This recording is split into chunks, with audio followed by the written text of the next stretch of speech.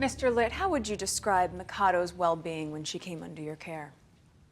Well, Mikado's physical needs were taken care of, but there's more to a cat than its physical condition. They're highly emotional creatures. And were her emotional needs tended to? Calls for speculation. He's not the cat whisperer. He can't testify to Mikado's thoughts, which you should have objected to.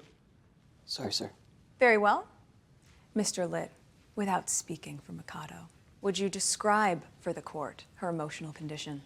When Mikado first entered my home, she was aloof and standoffish. She's a cat. Sorry, I'll wait my turn. She was listless, you know? Like, I would take her out to see a bird or a dog, and there'd just be nothing. You know what I think? I think that she was the victim of neglect due to the absence of a consistent father figure because he's traveling all the time. I object. To what? To you letting him talk about my cat that way. You changed the rules to get Miss Zane. I'm changing the rules. I'm going to represent myself. You're dismissed.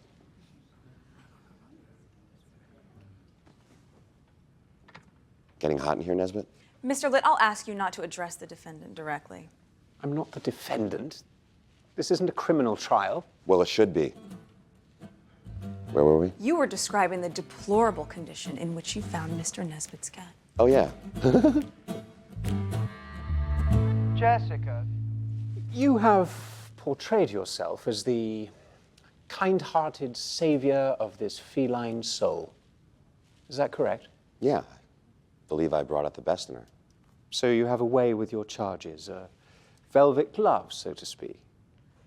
I guess you could say I'm built that way. So you're a good parent, a role model. No one could say otherwise.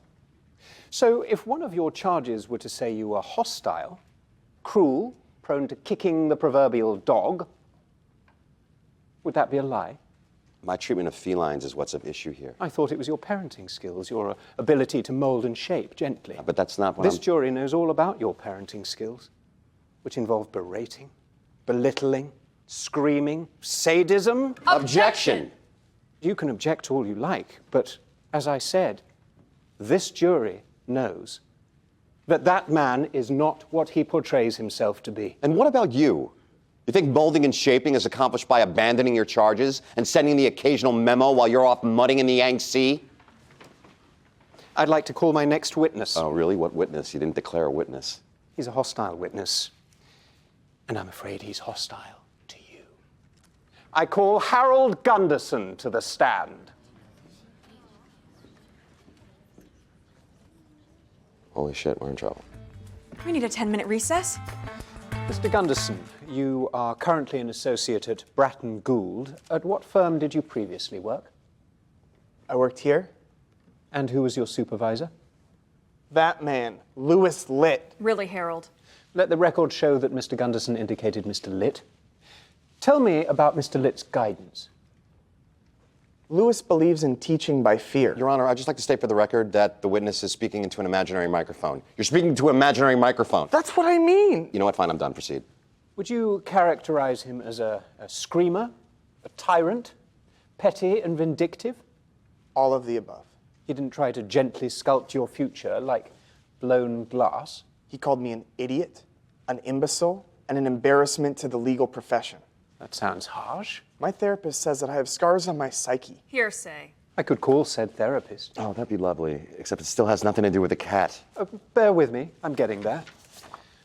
Tell me about Bruno. He was Louis's cat. I was made to take care of him. He didn't do it himself? No. Do you like cats, Harold? No. I'm allergic.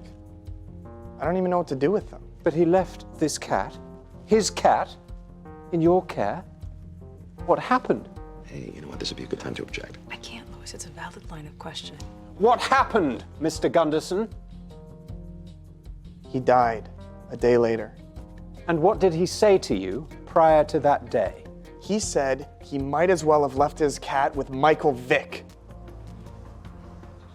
Mr. Gunderson, your tenure at this law firm wasn't very successful, was it? I worked very hard. Is it true that you once failed to deliver a motion to the court because you thought they were closed due to inclement weather? Someone told me that it was a snow day. Did you ever give opposing counsel a copy of our trial strategy? I thought it was part of disclosure. Did you leave a zero off the Hopkins settlement, nearly costing the client $900,000?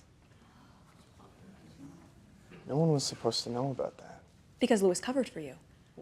He berated me. No, he kept it private. And he allowed you to go back and fix it, did he not? He did, Which allowed you to learn from your mistakes, did it not? I guess. You testified that you now work at Bratton Gould, is that correct? Yes. And when they hired you, did they know you'd been trained by Louis Litt? It came up. So they knew that you were nurtured by Louis, they hired you, and now, are you happy? Yes.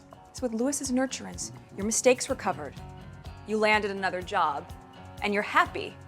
Isn't that correct? But he was mean to me. No, this isn't about how he treated you, Harold. This is about how he treated his cat. And isn't the truth that he loved that cat and cared for him with all of his heart?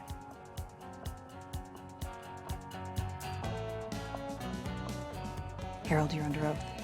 No, I'm not. Harold, Yes, he loved Bruno with all of his heart.